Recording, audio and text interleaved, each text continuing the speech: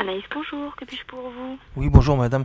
Voilà, je vous appelle parce que je suis un consommateur musulman et j'aurais aimé avoir quelques explications à propos d'une polémique qui affirme qu'il y a des traces d'ADN de porc dans certains de vos produits. D'accord, votre mail de contacter. Alors, dans un premier temps, puis-je prendre vos coordonnées complètes, s'il vous plaît? Euh, Ça m'ennuie, hein, madame, de vous donner toutes ces informations parce D'accord. que je ne sais pas où elles vont finir. Effectivement, au sujet donc de Kaki Halal, effectivement, on a eu connaissance comme quoi un article était paru sur le site des Halal le 17 janvier 2011, comme quoi le laboratoire indépendant Eurofins aurait apparemment trouvé des traces d'ADN de porc dans nos Kaki Halal.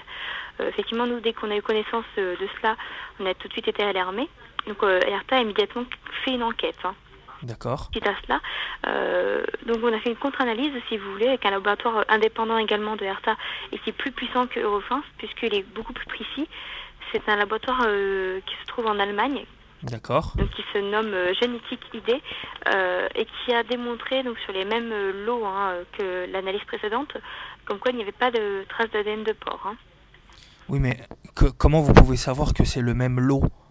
Alors parce qu'effectivement sur l'analyse qui a été mise en ligne sur le site, il y avait les références des produits indiqués.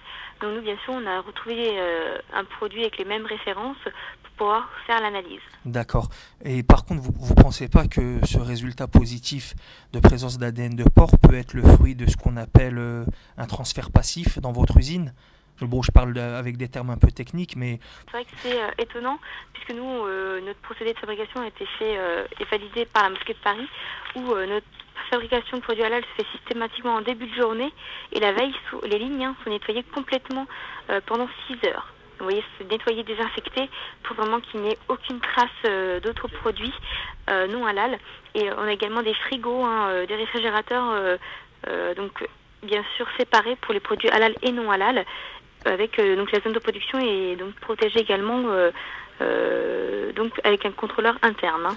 ben, en fait, je vous appelle aussi pour vous faire part de l'inquiétude des musulmans de France, parce que bon, on est quand même certain qu'une société comme Nestlé et le sérieux qui va avec, vous allez quand même pas Oui. volontairement mettre de la viande de porc dans ces produits-là. C'est contre-productif pour vous. Mais moi, je On n'a pense pas du que tout mis de la viande de oui, porc oui, dans j'ai ces produits, compris, hein, justement. j'ai compris, mais je pense qu'il y a C'est qu'à peut-être eu cela, à un moment. avant de créer la gamme halal, on a bien sûr demandé donc un certificat, donc notamment à la mosquée de Paris, puisqu'elle était en région parisienne, donc à côté de notre siège, de nos usines, pour justement avoir le bon procédé pour bien que nos produits puissent être certifiés halal et donc puissent respecter les règles qui régissent ces produits. Oui, mais le problème de la mosquée de Paris, c'est qu'ils n'ont pas de contrôleurs qui sont sur place dans votre usine. C'est pour ça que je mets en avant le fait que peut-être un transfert passif a pu avoir lieu à votre insu. Je comprends votre doute. Par contre, nous, on a des contrôleurs indépendants, hein, certifiés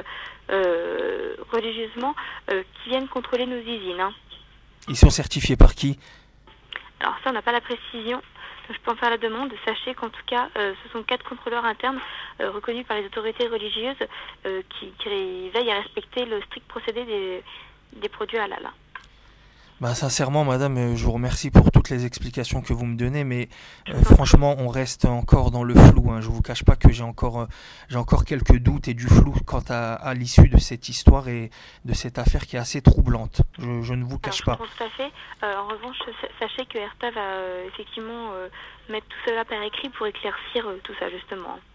Donc vous, de votre côté, vous affirmez qu'à aucun moment un transfert passif a pu avoir lieu dans l'utilisation des machines et l'utilisation de la viande. Dans le sens où on respecte strictement et rigoureusement le procédé, effectivement, oui. Et donc vous m'expliquez bien que la viande halal, elle est travaillée le matin, donc en début de chaîne, et qu'ensuite la viande qui n'est pas halal, dont le porc, est travaillée par la suite, sur les mêmes machines. Oui, c'est bien ça, c'est le procédé qui a été validé, effectivement. Où la veille au soir, ou le soir même, justement, c'est nettoyer et désinfecter pendant 6 heures. D'accord. Et, voilà, retirer toutes les traces possibles. Et vous pensez pas que éventuellement le nettoyage a pu être mal fait, ce qui pourrait Moi, je ne expliquer sais cette pas après, nous, on présence? n'a pas plus de précision, hein, parce que ça reste assez confidentiel également, c'est dans les usines. Donc, pour la question d'hygiène, euh, nous ne pas aller voir, hein, sur place. Donc, nos procédés sont très rigoureux. Après, moi je ne pourrais pas vous donner plus de précisions. Parce que vous comprenez que c'est embêtant pour nous, d'un côté, un laboratoire qui affirme une chose sur un lot, vous, de votre côté, un autre laboratoire sur le même lot qui affirme le contraire. Au bout d'un moment, le doute persiste.